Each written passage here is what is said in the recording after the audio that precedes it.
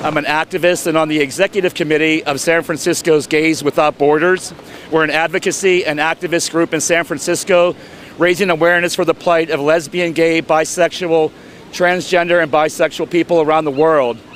Today we're here in San Francisco's UN Plaza with the beautiful American flag and United Nations flag, where the United Nations was chartered right here in San Francisco. Gary, let me begin by thanking Michael Petralis and all of the members of the community who fought so hard to make sure that this event happened.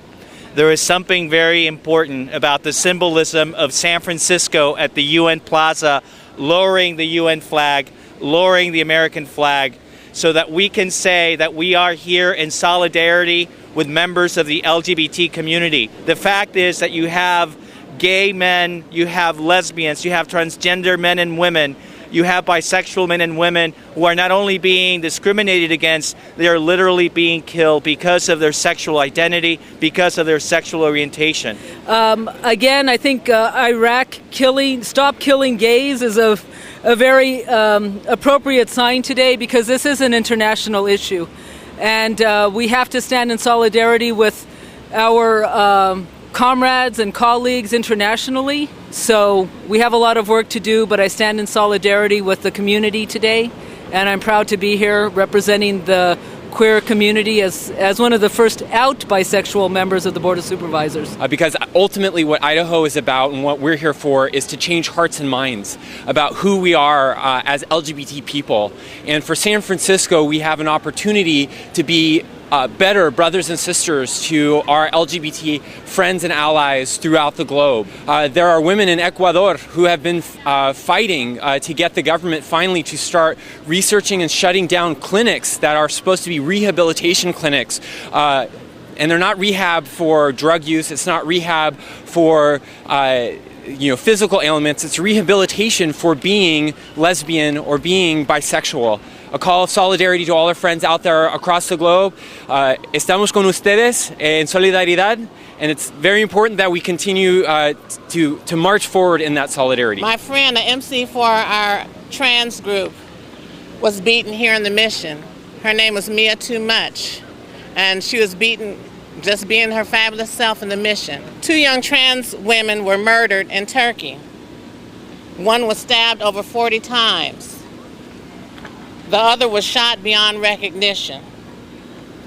Montenegro, Jamaica, Africa, you name it. You name the place, I can assure you that 1 or more trans people have been murdered there. A few months ago, a transgender activist was murdered in Puebla, Mexico. Just a few weeks ago, Brandy Martell was senselessly murdered here in Oakland. And just last week, a trans activist named Maria, living in Kerala, India, was brutally murdered. Her attackers slit her throat and sprinkled chili powder on her.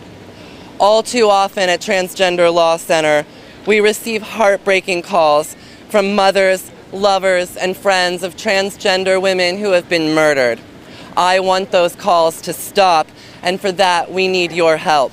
Just a few weeks ago, a lesbian couple from the United Arab Emirates fled to the United States because their families discovered their relationship and threatened to kill them for it. These women also fear the government, since being gay is illegal in the UAE and punished by prison terms and forced hormonal treatment. Because there are no safe public places for gay or transgender people to gather, the women met on Facebook. These women literally grabbed whatever they could, leaving behind their families, their jobs, their friends and support networks, and the only home they have ever known. The Inter-American Court of Human Rights ruled that the Chilean government violated its citizens' human rights when it denied parents custody of their children based on sexual orientation. Let's reach out to the mother of Zoliswe. She endured 40 postponements over a 5-year period in South Africa, waiting for justice. 12 men were arrested out of the 19 men who stoned the defenseless, beautiful young lesbian until she lay bleeding, stoned to a pulp.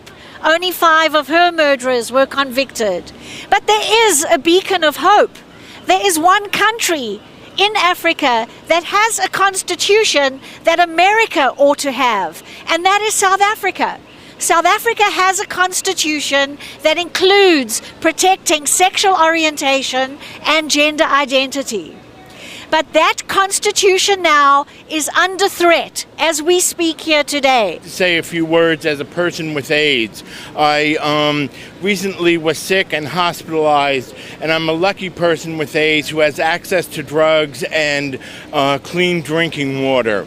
For too many people with AIDS around the world, they don't have drugs, they don't have access to health care, they don't have a steady source of food or clean water. Also, people with AIDS around the world face discrimination and stigma, and that is wrong. And today, we are also remembering our friends who are HIV positive and calling upon the world to respect the human rights of people who are HIV positive or living with AIDS. Or rather, just last week, the president of this country affirmed gay marriage. And while that's a huge deal, and the fact that in San Francisco we can lower flags and have the city recognize the homophobia that people are facing, the truth of the matter is that for some people, marriage is the least of their problems. Survival is what they're having to face on a daily basis. And if we can do anything to help shine a light on those issues, whether it's corrective rape in South Africa, where lesbians are being raped in order to correct them of their abnormality as it's perceived by people doing it. If we can do one thing here today to make life better for people across any of these places in any of these countries, we'll have done good.